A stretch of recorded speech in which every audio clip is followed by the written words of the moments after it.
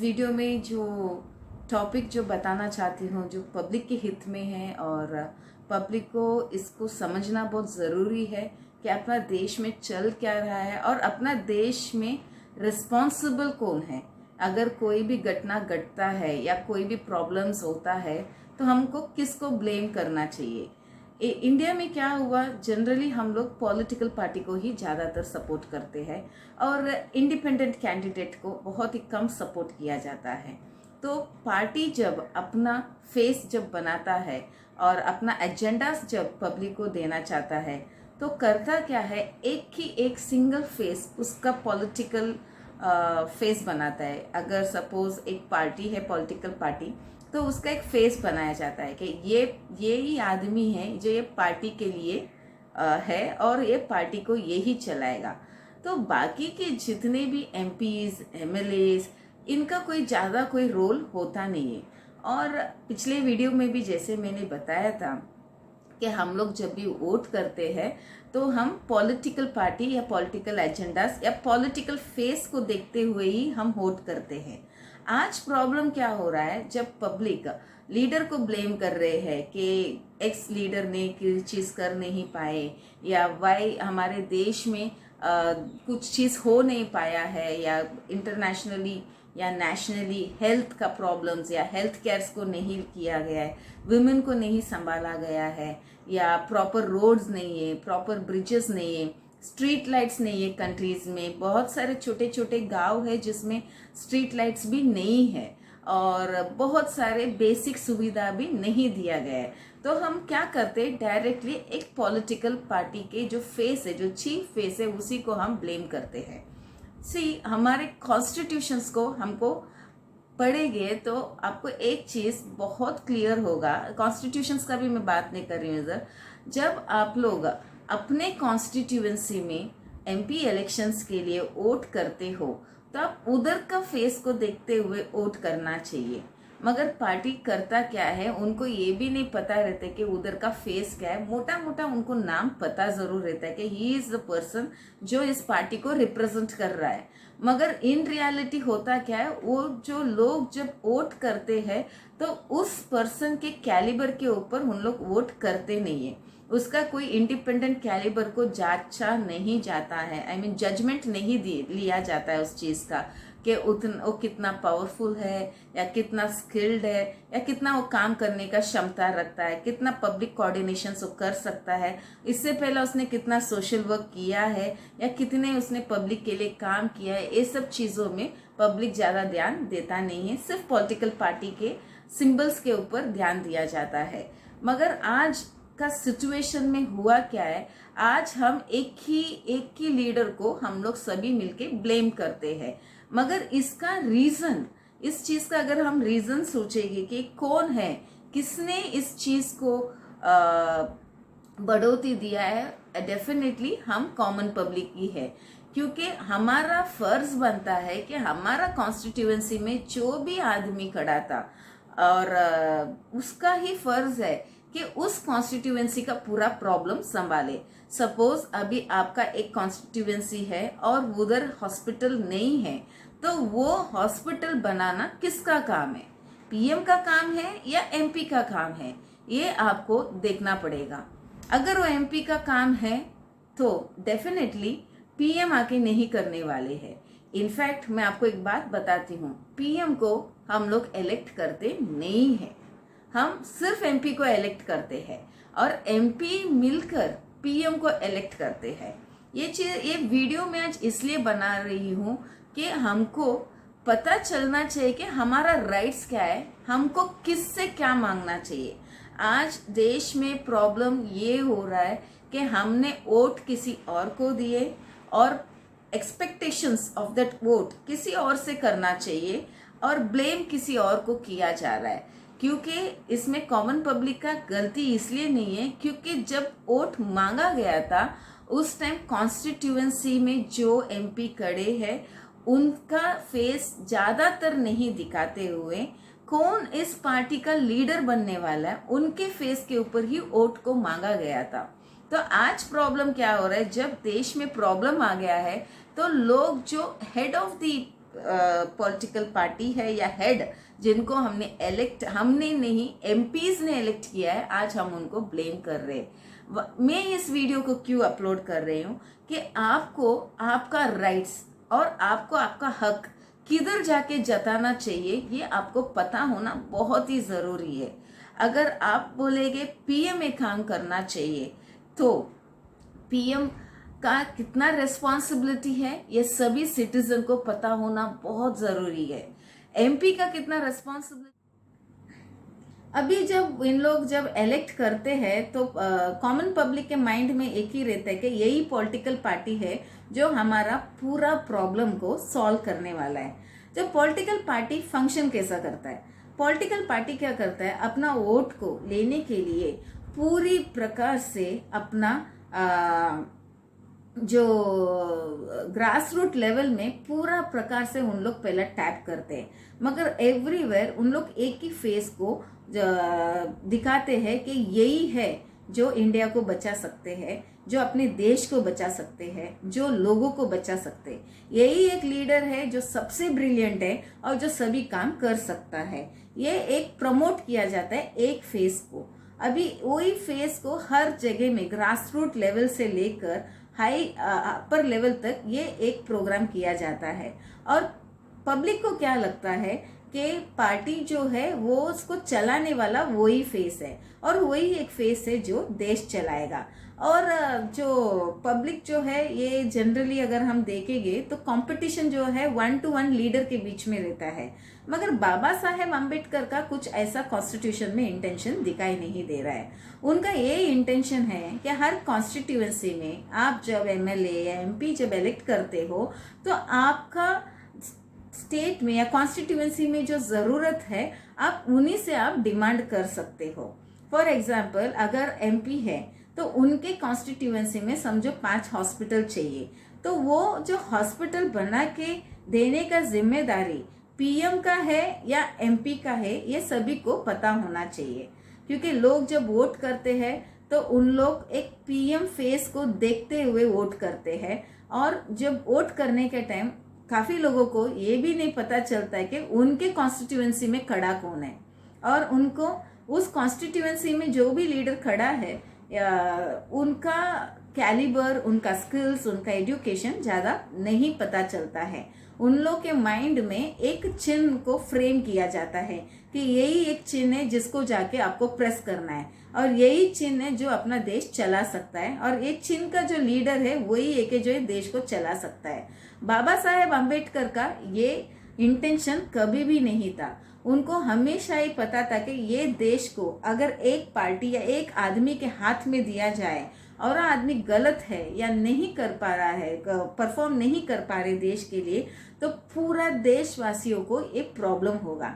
इसीलिए बाबा साहेब अम्बेडकर ने क्या किए थे, उन्होंने constituency to constituency MLA MP का प्रोविजन कॉन्स्टिट्यूशन में बना के दिए, ताकि उस कॉन्स्टिट्यूएंसी में जो भी ज़रूरत है वो एमएलए या एमपी आपके लिए बना के दे।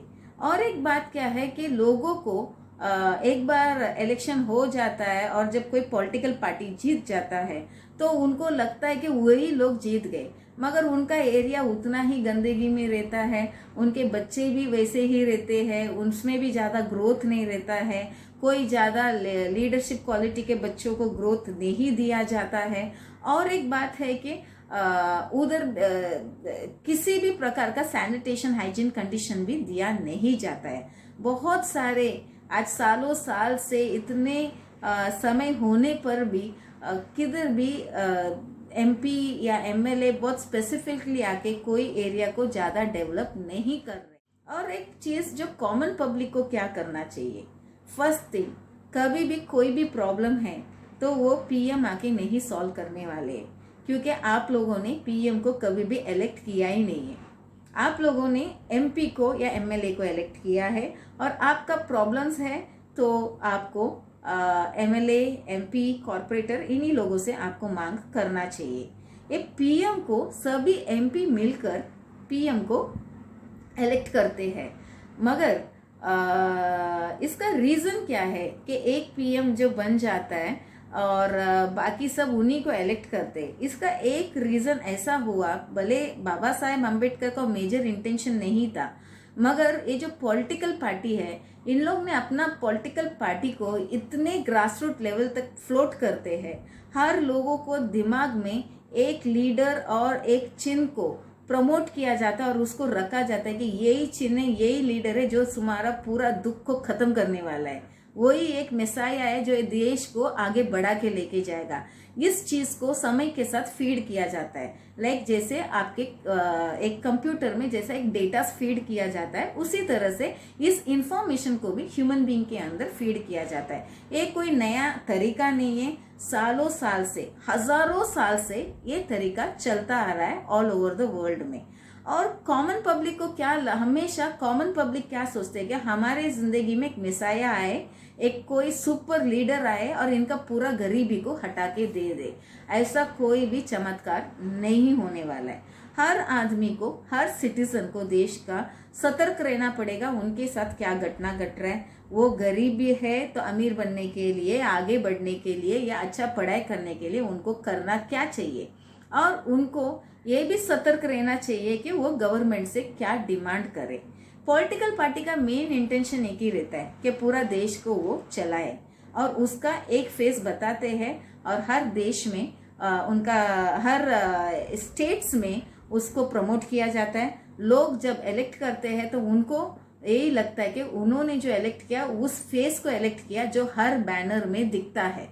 और इंडिविजुअली अगर कोई छोटा मोटा लीडर जो कैलिबर भी है, एक बार पीएम बनने के बाद वो पीएम जो बोलता है वही वो एमपी को सुनना पड़ता है, क्योंकि वो पॉलिटिकली उसी पॉलिटिकल बैनर के लोग हैं। तो जो चीफ पर्सन जो बोलता है वो बाकी को सुनना पड़ता है, उनको अच्छा लगे या नहीं अच्छा लगे। तो ये सभी प्रॉब्लम का रीजन कौन है? पॉलिटिकल पार्टी नहीं है, हम ही है, क्योंकि हमने ही हमारा कॉन्स्टिट्यूशन बराबर नहीं पढ़ा है, हमने ही हमारा लीडर को हम चुनते ही नहीं है, हम ही हैं जो हमारे हक के लिए हम सतर्क रहते नहीं है, हम ही हैं, हमको पता भी नहीं चलता कि हमको कौन सा चीज़ किससे डिमांड करना है। हमको सोशली कोई चीज़ का रेस्पॉन्सिबिलिटी हम लोग लेने के लिए तैयार तो कभी भी नहीं है। सभी सिटीजन को एक ही चाहिए, रिच टू रिचेस्ट। हर आदमी को अमीर से अमीर बनना है और हाईएस्ट लाइफस्टाइल और स्टेटस को अडॉप्ट करना है। वो कैसे भी करे उनको चलेगा, भले सब बोलते हैं हमको सत्य का मार्ग में चलना चाहिए, गॉड ये कर देंगे, बोले वो जैसे भी बात करे, बट स्पेसिफिकली हमारे देश में सबको टॉप टू टॉप रिचनेस चाहिए और टॉप टू टॉप लाइफस्टाइल चाहिए, और उसको उस एडॉप्शन को किसी भी तरह लेने के लिए भी लोग तैयार है। मगर एक कॉमन पब्लिक का जो बिलीफ है कि पॉलिटिकल लीडर या पॉलिटिशियंस आके उनका प्रॉब्लम सॉर्ट आउट करने वाले हैं, वो it is not going to happen जब तक आपके पास आपका कोई भी डिटेल्स नहीं है। जैसे हर एमपी को, एमएलए को, कॉरपोरेटर को फंड्स अलॉट होता है, पैसे अलॉट होते हैं, और उनको बोला जाता है कि अगर ये सब काम है तो आप लोग इस पैसे से कर सकते हो। मगर पब्लिक को ही पता नहीं रहता है कि कितने पैसे अलॉट हुआ है, कब हुआ है और किस कारण हुआ है। और एक पब्लिक का काम है जाके बताए एमपी को, एमएलए को, कॉरपोरेटर को कि क्या क्या आपके एरियाज में ज़रूरत है। स्ट्रीट लाइट का ज़रूरत, इलेक्ट्रिसिटी का ज़रूरत, पाइपलाइन, वाटर पाइपलाइन का ज़रूरत, गैस का ज़रूरत, स्कूल्स का ज़रूरत है, डिस्पेंसरी, क्लिनिक्स का ज़रूरत है, या विमेन एम्पावरमेंट के लिए कोई सही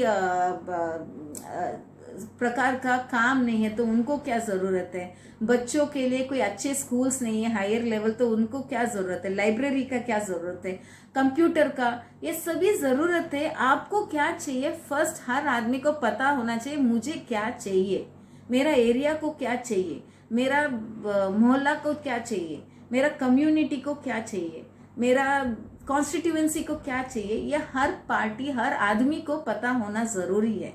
सेकंड, एक काम सभी को करना है कि कितने फंड्स अलॉट हो रहे हैं इस काम के लिए और किसके पास ये अलॉट हो रहा है। थर्ड, इसको कैसा निकाला जा सकता है और लोगों के हित के लिए इसको कैसा यूज किया जा सकता है। क्योंकि बहुत सारे फंड्स अलॉटेड और रिजर्व्ड रहता है, मगर लोग जाके उसको ले नहीं पाते हैं और उसको यूटिलाइज नहीं करते हैं। और हर बार गवर्नमेंट को भी ब्लेम किया जाता है कि हमारे लिए इन लोग कुछ करके नहीं दे रहे। कोई भी आके आपके घर पे आके कोई करने वाले नहीं है, क्योंकि अपने इंडिया में लीडर्स को इतना अच्छा ट्रेन किया नहीं गया है। बहुत ही कम लीडर्स है जो बहुत लविंग है और बहुत अच्छे हैं, जो लोगों के लिए सोचते हैं, लोगों के लिए काम भी करते हैं। मगर मैक्सिमम ऑफ द लीडर्स जो है उनको उतना लोगों के हित में काम करने का उतना ट्रेनिंग नहीं है और उस तरह से सिखाया भी नहीं गया है, क्योंकि अपने इंडिया में बहुत कम ट्रेनिंग दिया जाता है कि हमको भला काम ही करना है, अच्छा काम ही करना है और हमको देश के लिए भी काम करना है, हमको नेशंस के बारे में पता होना चाहिए, हमको सोशल मिनट्स के बारे में पता होना चाहिए। ये सब चीज़ों का ट्रेनिंग हर माँ बाप बहुत ही कम देते हैं। अचानक एक दिन अगर उस बच्चे को उठा के लीडर बन जाते तो हम यही नहीं सोच सकते कि उनके पास पूरा पॉजिटिव गुण आना चाहिए करके, क्योंकि बचपन से जो ट्रेंड है वही वो प्रोडक्ट में लीडर होने के बाद भी हो दिखेगा। तो अगर आपको एक अच्छा लीडर चाहिए इन फ्यूचर लोगों को, तो हर लोगों को अपने घर पे अपने ही चिल्ड्रन को ट्रेन करना पड़ेगा अच्छे लीडर बनने के लिए। लीडरशिप के लिए कोई बड़ा ट्रेनिंग या कोई बड़ा क्लास लगाने का ज़रूरत नहीं है। आज तो मैं ये भी मानती हूँ कि ABCD के लिए भी लोग 5-5 लाख दे के बच्चों को सिखा रहे। तो लोगों को आज एक वहम हो गया है कि पढ़ाई मतलब बहुत कॉस्टली है। ऐसा कुछ नहीं है। अगर एक माँ बाप रिस्पॉन्सिबिलिटी लेते हैं अपने बच्चों को सिखाने के लिए, तो डेफिनेटली उन लोग अपने बच्चों को भी एक ग्रेट लीडर बना ही सकते हैं। जितने भी ग्रेट लीडर्स हुए हैं ऑल ओवर द वर्ल्ड में, आप लोग ज़रूर उनके बैकग्राउंड पढ़ के देखिए, आपको पता चलेगा उन लोग कोई बड़ा यूनिवर्सिटी में जाके पॉलिटिक्स या कोई बड़ा सब्जेक्ट्स नहीं करके आए, बल्कि कॉमनली अपने कोई इंस्पायरेशनल गुरु के साथ या कोई उनके रिलेटिव के साथ बैठ के अपने आप को उन लोग ट्रेन करके ही लीडर बने हैं। तो लीडर बनने के लिए कोई बड़ा काम नहीं है। It is only a habit, it's only a practice and it is only a love towards a nation and love towards the public and a love towards our neighbor, that we have to have everything in common and one should और एक चीज़ है कि हर आदमी को हमको equally treat भी करने को आना चाहिए। तो आइंदा आपको जब भी कोई भी प्रॉब्लम होता है आपके कॉन्स्टिट्यूएंसी में, तो पहला रिस्पॉन्सिबिलिटी आप आपकी MP को ठहराइए और MP से पूछिए कि हॉस्पिटल क्यों नहीं बना, स्कूल्स क्यों नहीं बना है और लाइब्रेरी क्यों नहीं बना है, या जो भी चीज़ों का या कोई स्ट्रीट लाइट्स क्यों नहीं हुआ है या रोड्स क्यों नहीं बना है, ये आप उनसे पूछिए, ताकि आपके हर कॉन्स्टिट्यूएंसी अगर बन पाया तो इंडिया बन जाएगा। अगर हर कॉन्स्टिट्यूएंसी के लोग अपना काम नहीं करते हैं तो इंडिया को बनाना बहुत ही मुश्किल है। एंड टुडे हम लोग काफ़ी लोगों को खो दिए हैं और काफ़ी लोगों का खोने का भी सभी को ज़रूर डर है। सो एटलीस्ट इस टाइम तो हम लोग सीरियस हो ही जाएंगे और हमारा देश चलाने के लिए भी हम एक दूसरे को सिखाएंगे, ताकि हमारे पास भी बहुत ही अच्छा देश हो, बहुत ही लविंग देश हो, जिधर दुनिया भर से लोग आना पसंद करें। क्योंकि इंडिया जो है वो बहुत रिच इन कल्चर है और रिच इन ट्रेडिशन है एंड रिच इन क्वालिटी है और हर चीज़ में इंडिया रिच है। ओनली थिंग आज हमारे पास लीडर्स जो है और उनके जो थिंकिंग जो है और उनके जो लव टुवर्ड्स अ नेशन है वो ही कम है। मगर ये सभी चीज़ एक दिन में नहीं आता है। It has to have a continuous practice and continuous बताना पड़ेगा बच्चों को कि नहीं, हमको हमारा देश से प्यार करना चाहिए। पिछले टाइम जब भी लोगों ने मदद किए तो स्लेवरी से बाहर आके मदद निकाले हमको। इस टाइम हमको बहुत सतर्क रहना पड़ेगा कि हम फिर से गुलामी में नहीं जाएं। गुलामी मतलब किसी भी प्रकार का गुलामी में हम लोग नहीं जाना चाहिए, और हमारे बच्चों को भी किसी भी प्रकार का गुलामी में हमको नहीं डालना चाहिए। अगर हम लोग नहीं कर पा रहे ये चीज़ हमारे बच्चों के लिए, तो डेफिनेटली हम लोग कोई तो चीज़ गलत कर गए, और हमारे देश, अगर हम गलत देश हमारे बच्चों को छोड़ के जाएंगे तो उन लोग बहुत ज़्यादा सफ़र करेंगे और उन लोग बहुत ही ज़्यादा दुखी रहेंगे। और आप लोग जितने भी इन्वेस्ट करते हो उनके ऊपर, पढ़ाई के लिए, ड्रेसेस के ऊपर, क्वालिफिकेशंस के ऊपर, वो सब आपका इन्वेस्टमेंट भी वेस्ट हो जाएगा। So let's all come together and contribute, और देश के हित के बारे में सोचने के लिए हम चालू करेंगे। Thank you.